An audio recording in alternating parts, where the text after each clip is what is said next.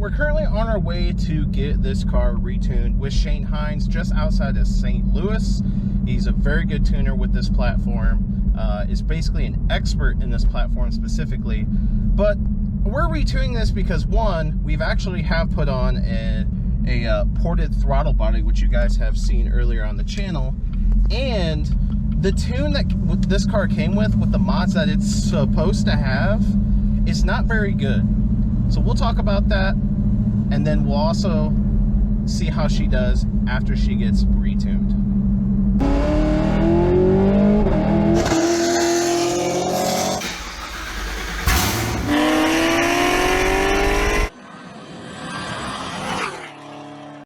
So let's talk about the car as it is right now, because this is something I actually have not shared on the channel in extensive detail. So the car right now, when I bought it, it's supposed to have a 2.3 upper pulley, Corsa Catless headers into a full Corsa double helix exhaust.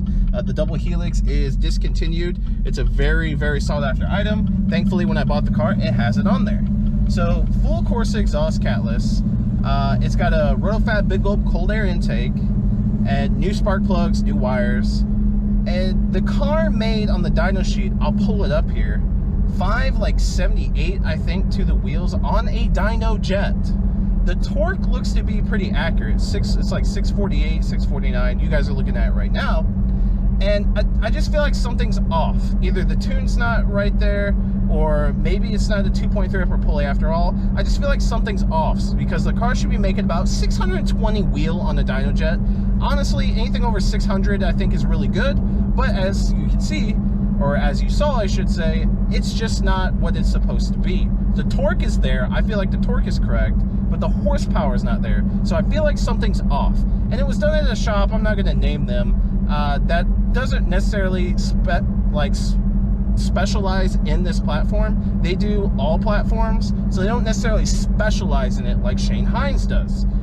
So he's going to not only dyno tune the car, but he's going to street tune it as well. So this car is going to be dialed in, and it should be making more power just based off the ported throttle body alone. But we do have that aftermarket supercharger expansion tank as well that allows the supercharger to get a little bit colder. And I put some water weather in there, so it's going to be running colder than it normally would with regular coolant anyway.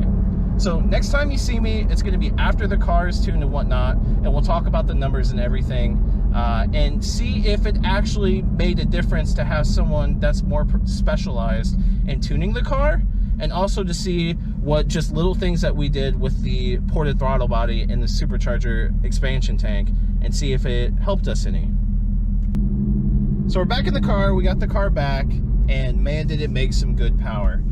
Shane was absolutely able to get a good amount of ethanol content, E40 mixture, with my mods, and the car cranked out at best on a 97-degree day. 97 degrees. This goes to show you that E-blend is just so important for the engine to burn cooler. 653 horsepower, and I believe 644 pound-feet of torque to the wheels, both of those to the wheels. And you're probably looking at it right now, that's the curve, and it looks phenomenal. So what happened with the other tune? Now mind you that the other tune from the other shop was on 93 only, so no ethanol blend, but it made, like you guys saw, like 567 to the wheels. Well, Shane figured out what the issue was.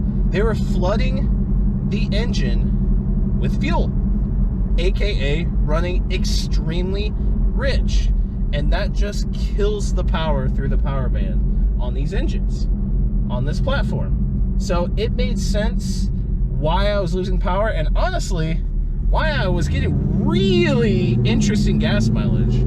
I thought something was up, and I was correct. I didn't know if it was running rich necessarily, but I just thought something was not right, and I was correct. So that ended up being the issue. It was running super rich, it was a super conservative tune, and it was barely making any more than stock horsepower. Now, as far as what does Shane's dyno that he uses, it's a dyno jet. What do stock cars make on this dyno on average? And it's 550 to the wheels. So we do the whole conversion and whatnot, ends up being like, I think an 18% drivetrain loss, something like that. So this car is making around 750 to 753 horsepower to the crank, and that's pretty good for this platform. I feel like it's not the end, but there are definitely more things coming. He says if I get a low side fuel pump, you know, like a DSX or something, and a cam, which we're gonna do, I'll be able to run straight pump E85. Those were his exact words. Straight pump E85 with what I have modded right now. So that's definitely going to be the next step, so we can run some more ethanol. E60 would be fantastic. We're on E40, so we do have some more gains to go on ethanol as far as that goes. Then you add that with a cam and the more opportunity to send more fuel, we're just going to make way more power. We'll definitely be breaking over the 700 mark, no problem. Smash that like button and let me know what you guys think in the comment section down below about the power that the car made with the mods that it has. Mods are going to be listed in the description of the video if you want to see a full breakdown of every single mod. That's it with me. I'll see you guys in the next one.